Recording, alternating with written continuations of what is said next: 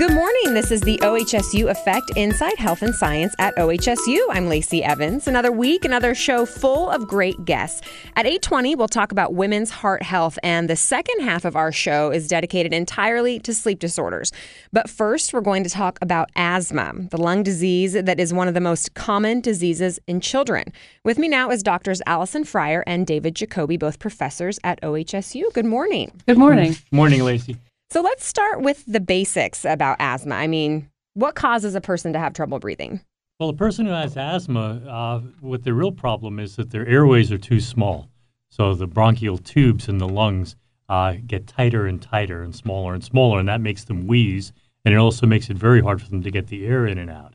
And the thing about asthma is that it tends to come and go. So they'll have asthma attacks when the airways get really small, and that's what lands them in the emergency room or the hospital. And then with treatment, if things go well, it gets better and they have less trouble breathing. So what are the different triggers of asthma? Is it stress, allergies? What is it? It's actually all of the above, and different people respond to different triggers.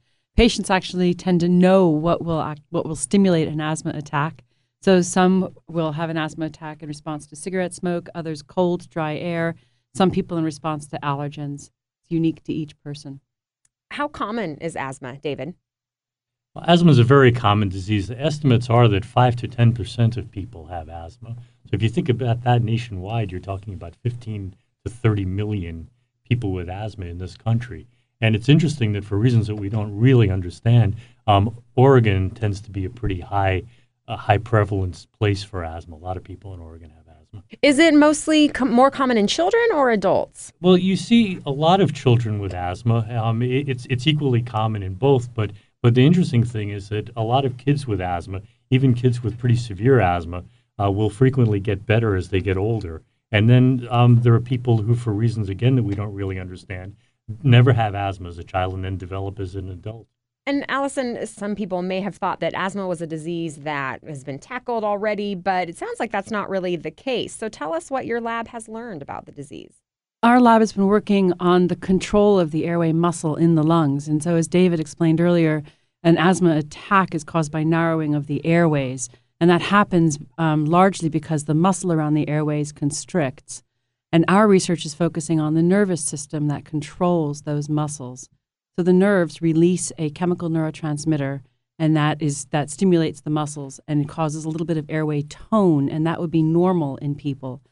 What happens in individuals with asthma is that there's too much of that neurotransmitter being released, and that causes a much greater contraction. And so our research is trying to figure out what happened to the nerves so that they're not controlling the neurotransmitter release appropriately, and there's too much neurotransmitter. Our research is showing that it's inflammatory cells that are supposed to be in your blood, but they're actually recruited to the lungs with asthma, and they're actually gathered around the airway nerves. How can that be applied to patients? Well, there are a number of medications that we use in people with asthma that actually work on the nerves. So, for example, it's been found recently that people with pretty severe asthma, where they're not controlled by other medications, by the usual inhalers that we use, if we use an inhaler that actually works on the nerves in the lungs and blocks these chemicals that the nerves release that cause the airways to narrow, that they can do very well with that. And that's really been stuff that's grown out of a lot of research on this over the years. David, you wanted to talk about different treatments for asthma, right? Well, actually, I was going to mention something that we've been working on in the lab. We have a graduate student there who's absolutely outstanding. Name is Elad Kaufman, and he found that that's a way that the airways find out about viral infections actually led us to look at a new way of causing the airways to relax.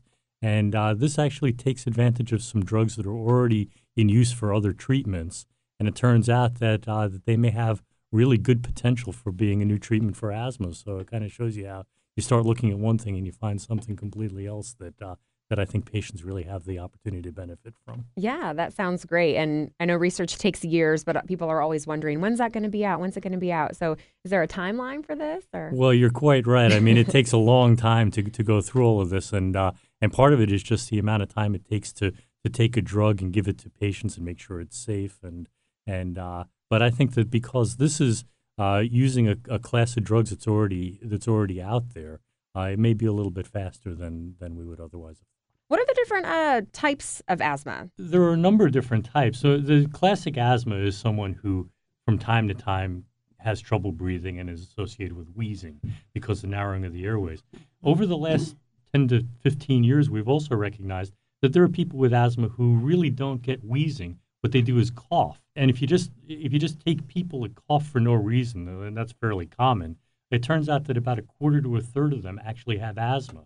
And when you treat the asthma, the cough gets better. So it's very important for us to recognize that. And that's actually something that we're working on, is trying to understand what's different in the lungs that makes one person wheeze and another person cough.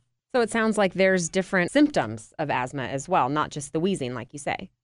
Yes, that's absolutely the case. That's right. And the problem is that when you go to a doctor and you say, I get short of breath and I wheeze, then it's pretty straightforward. Well, that's probably going to be asthma. There are a few other things that your physician will think about and do some tests for.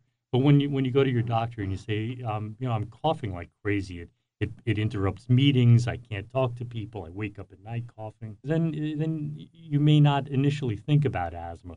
So is pollution a cause of asthma? If you have normal breathing issues, no problems, and if you move to a heavily polluted area, could that cause you to have asthma? Yes, absolutely it could. There is a great deal of evidence that shows that poor air quality will exacerbate asthma or could cause asthma in people that don't have it beforehand. One of the examples that we work on in our laboratory is what ozone does to the lungs, and we've shown that ozone will increase inflammatory cells, which are those white cells, in the airways, and that's directly responsible for increasing neurotransmitter release and exacerbating asthma. Do you consider this a curable disease or only one that can be controlled? That's a really good question. Right now, the drugs are all aimed at controlling asthma and getting rid of the symptoms. So they're aimed at preventing neurotransmitter release from the nerves. They are aimed at preventing the inflammatory response in the lungs, and also directly causing the muscle that's constricted to then relax. So those are sort of the pharmacologic targets that we have right now. I would like to think that asthma is curable. If we can actually figure out what's changed in the inflammatory cells or what's changed in the nerves, then that would give us the opportunity to perhaps reverse that change or undo what's been done. So I would love to think that asthma is curable and not just treatable. So you would be treating that as opposed to just treating the symptoms, which it sounds like that's what's happening now. Yes, that's absolutely right. So I guess what's the outlook for patients? It sounds promising. Well, there's been quite a lot of progress in terms of the way we think about asthma, and a lot of companies that want to make medications to make people with asthma better have been following up on these. And so there are a lot of new possibilities as drugs. Some of them have actually come out to market. There's also been different uses of the different kinds of inhalers that we have now based on what we know about what's causing asthma. So I think it's really so far done a lot of good for people with asthma. And I think going forward, the outlook is just for more and more progress in the way we think about and treat asthma. Tell us about your lecture on the 20th. I'm going to be describing a lot of the research that we've been doing in our laboratory, much of which is focused on the interaction of these white inflammatory cells called eosinophils in the airway nerves. I'm also going to be describing some brand new work that was developed by a graduate student in our laboratory, Greg Scott. He has figured out a way to image all of the nerves in the lungs in 3 dimensions. So up until now, the way to look at nerves in the lungs has involved histologic slides where you take tissue sections, which are thin cuts through a lung. And that allows you to look at one twig or one branch of an entire tree. Greg has figured out a way to label all of the nerves and image them in 3 dimensions so we can see the entire tree in a computer reconstruction, and then look at the interaction of the inflammatory cells or eosinophils with that entire tree. So we've known for quite a long time that these inflammatory cells are releasing proteins which change the way the nerves function. And that's work David and I have been pursuing for more than 20 years now. But Greg has actually provided us a huge new tool that will allow us to look in almost real time at the interaction of these eosinophils and nerves and try to unravel what about this interaction is so toxic that leads to the development of asthma. Great. Well, I want to let people know that that's October 20th at 7:30 at the OHSU Markham Hill campus in the old library auditorium. And it is free, and people just need to register online. Drs. Allison Fryer and Dr. David Jacoby, both professors at OHSU. Thank you so much for being here. Thank you, Lacey. Thank you very much. More of the OHSU effect next, coming up on FM News 101 KXL.